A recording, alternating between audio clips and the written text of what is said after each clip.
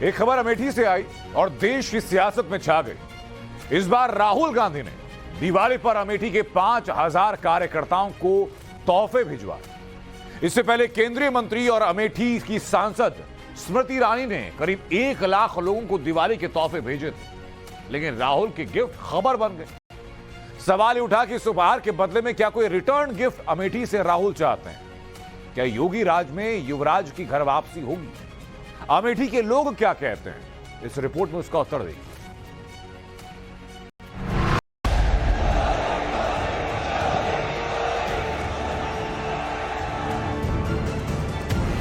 राजनीति के मंच पर किरदार हैं, वार है, प्रतिवार है। क्या कांग्रेस सुरक्षा दे पाती? क्या कांग्रेस राम मंदिर का निर्माण कर पाती? कई जनता से सीधे सवाल हैं। जिन्होंने लूटा है उनको जेल जाना पड़ेगा कि नहीं जाना पड़ेगा?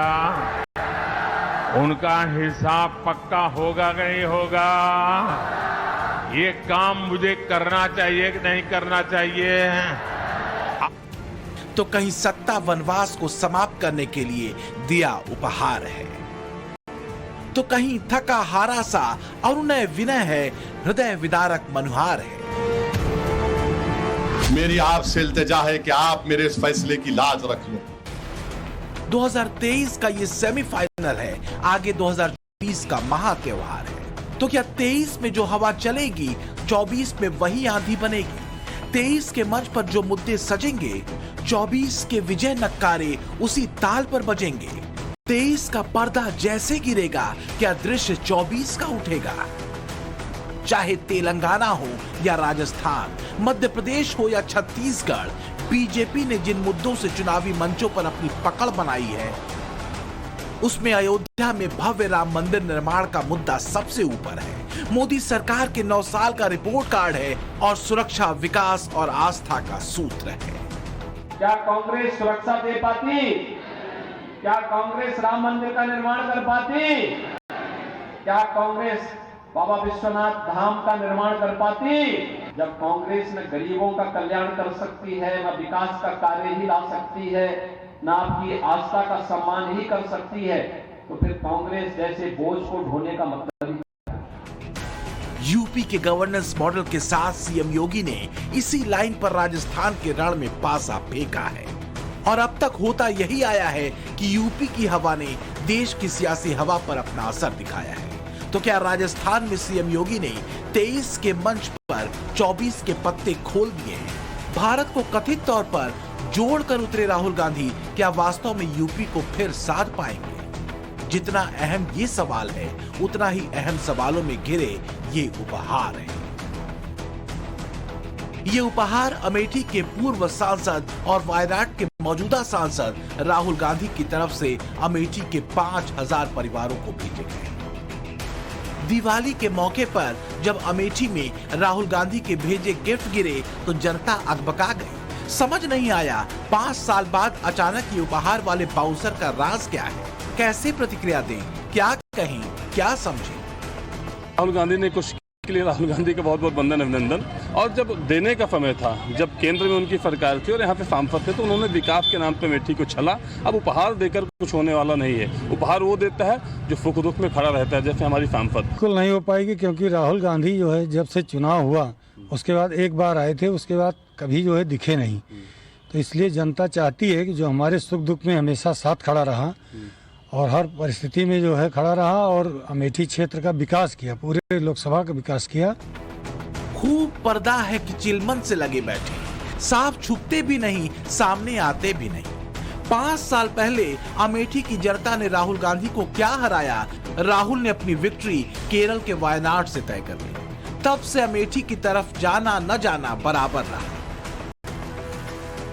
2019 के बाद से राहुल गांधी सिर्फ 3 बार अपने पुराने संसदीय क्षेत्र अमेठी गए हैं, जबकि अमेठी की मौजूदा सांसद स्मृति ईरानी करीब करीब हर महीने अमेठी जाती हैं, 1-2 दिन रुककर विकास कार्यों का जायजा लेती हैं। हालांकि राहुल गांधी के उपहार के आने से पहले ही अमेठी के लोगों के लिए दिवाली गिफ्ट स्मृति ईरानी की तरफ से पहले ही आ गया था। कहा यह भी जा रहा है कि स्मृति ईरानी का गिफ्ट अमेठी अमेठी के करीब 1 लाख लोगों तक पहुंचा और इसलिए माना जा रहा है कि राहुल का गिफ्ट वाला दांव एक प्रतिघटना है। तो क्या राहुल गांधी अमेठी में फिर हाथ आजमाएंगे और क्या अमेठी वाले राहुल को एक मौका दे पाएंगे? अब बहुत देर हो चुकी है। राहुल गांधी चुनाव हारने के बाद कभी आए होते अमेठी, एक बार देखे होते अमेठी, जो उनको जनता ने जिनको भी वोट दिया था, लेकिन अब उनको वो भी जनता भूल गई जिन्होंने वोट दिया था। दीदी एक तरफा चुनाव जीत रही हैं, उसमें नो डाउट। कभी दक्षिण और उत्तर की राजनीति का महीन भेद समझाने वाले राहुल गांधी को क्या अमेठी 2024 में रिटर्न गिफ्ट देगी? जो भी फिलहाल 2023 में प्रस्तावना लिखी जाने शुरू हो चुकी है। कांग्रेस का फोकस फिलहाल दक्षिण में तेलंगाना और हिंदी बेल्ट में राजस्थान, मध्य प्रदेश, छत्तीसगढ़ पर है, लेकिन यहां भी सत्ता का रास्ता कांग्रेस के लिए इतना आसान नहीं। ये राहुल बाबा है ना, राहुल बाबा जानते हो ना भाई भी, मैं 2014 से 19 पार्टी का अध्यक्ष था। मुझे रोज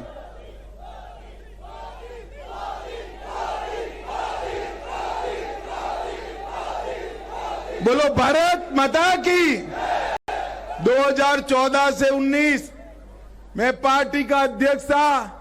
ये राहुल बाबा रोज पूछते थे मंदिर वहीं बनाएंगे, तिथि नहीं बताएंगे। 22 जनवरी 2024 को रामलल्ला की प्राण प्रतिष्ठा है। इसमें कोई शक नहीं कि राम मंदिर का एक बड़ा मुद्दा खुद कांग्रेस और विपक्ष ने मोदी, शाह, योगी के हाथों में थमा दिया है, जो सिर्फ 2024 में नहीं सड़ेगा, बल्कि मोदी के संकल्प और कायाकल्प के सूत्र पर 23 के 5 राज्यों के रण पर भी अपना असर दिखाएगा।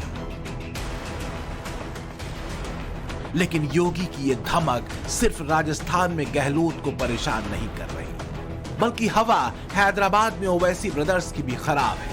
डर इस बात का है कि हैदराबाद में भाईजान का किला दो तरफा वार सह भी पाएगा या नहीं। लिहाजा ओवैसी कौम की दुहाई दे रहे हैं। बेबसी, बेचैनी उनके चेहरे पर साफ झलकती दिखती है।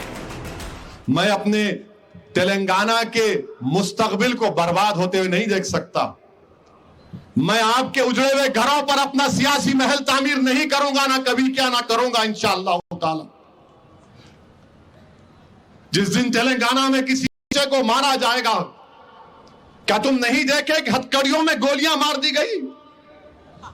क्या तुम नहीं देखे कि बुलडोजरों के घरों को तोड़ दिया गया? मैं वो सियासत नहीं कर सकता, ना कभी करूंगा।